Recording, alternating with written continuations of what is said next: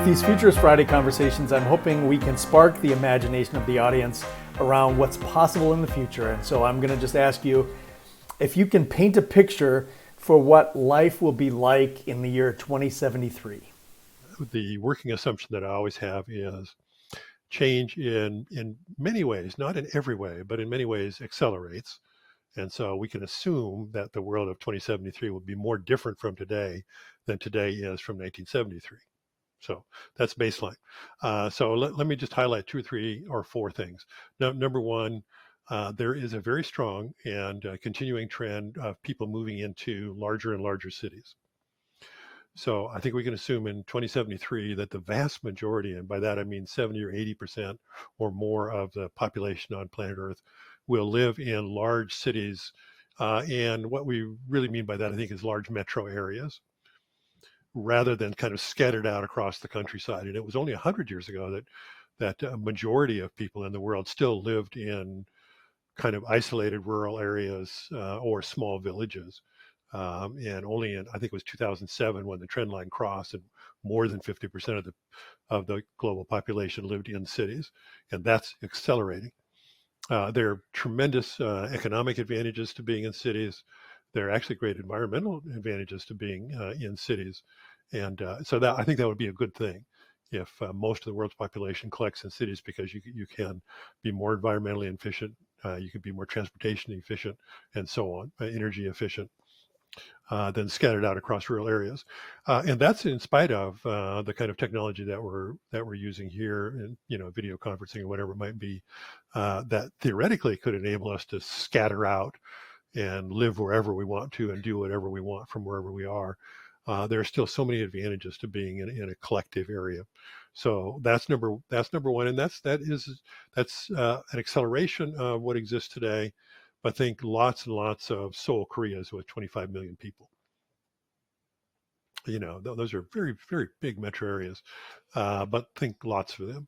So that's number one. Number two, by 50 years, to the extent we use individualized transportation, my assumption is that it will all be electric. There might be a small percentage which is hydrogen based, and maybe a tiny percentage which is still fossil fuel based, for which we can't come up with any other way to operate whatever the system might be without fossil fuels. But that would be such a tiny amount that it won't be noticeable. So automobiles, trucks, trains, and probably at least medium and short haul airplanes will all be electric in one version or another. And if they're not running off of battery power, they're going to be running off of perhaps hydrogen-based fuel cell power. But I do think actually that one will be a fairly small amount. So electrified transportation, much greater energy efficiency, and potentially much greater energy generation.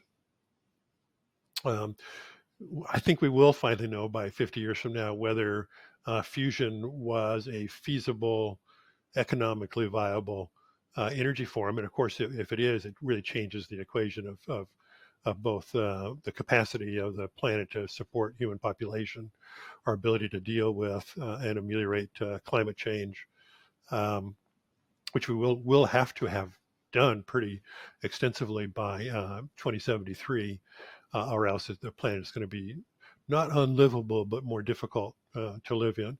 So more energy generation from renewable sources, solar, wind, and perhaps, and I think actually quite likely, fusion, which then takes you from there ever being energy scarcity to there always being energy abundance.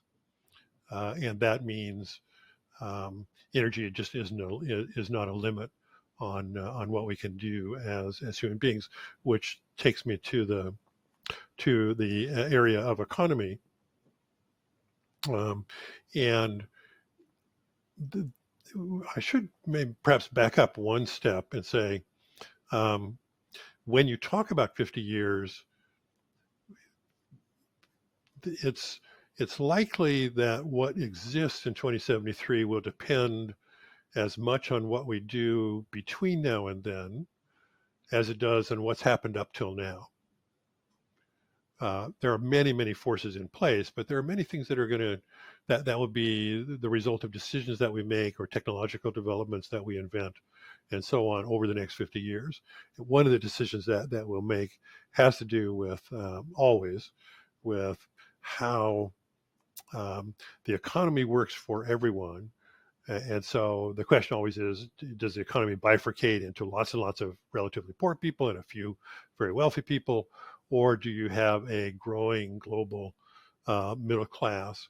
And that tension is always has been there for thousands of years, and we've had various answers to that. Um, what energy abundance would do, what living in cities does, what electrified transportation does, all of those things can combine to create a more robust economy for more people. And so, theoretically, in terms of a hopeful future, we would have less of a wealth gap between the top and the bottom, and a much larger share of the people in the middle with larger incomes, which is not what's happening right now. It's kind of the opposite of what's happening right now, is we're kind of bifurcating right now. But I think that could reverse. It reversed extensively after World War II.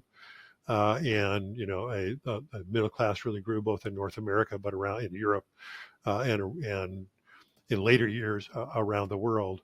And it's only recently that's kind of bifurcated again. And I think that if we do things right, we'll move in that direction. So that's there. Um, how much will we be augmented by artificial intelligence?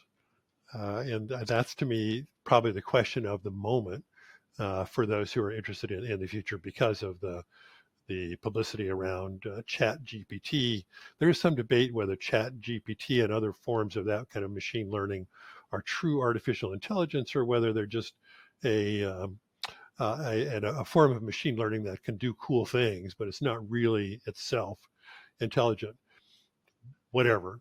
I don't think that distinction matters too much. To 2073, we will have more intelligent machines. We'll have more intelligence available to us uh, in whatever form that might be. It might be speaking to screens. It might be speaking to watches. It might be uh, implanted chips. It might be there might be all kinds of ways in which we access global intelligence, and that clearly is going to be a feature of 50 years from now. There is always debate about whether that then starts to replace us, replace human beings. There are some in the AI world, and I'm sure you've seen these stories over the last particularly 2 weeks, who are concerned that AI will get so smart and it will kind of go Skynet on us and decide we don't that it doesn't really like humans, need humans, and that we're really more of a pest on the planet, and therefore would just as soon get rid of us. I think that's relatively unlikely.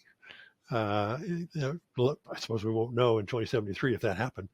But I think that's relatively unlikely. But the augmentation of human capacity, whether that's our physical labor or whether that's our mental labor through machines, now intelligent machines, just continues. That's a continuing theme since the Industrial Revolution.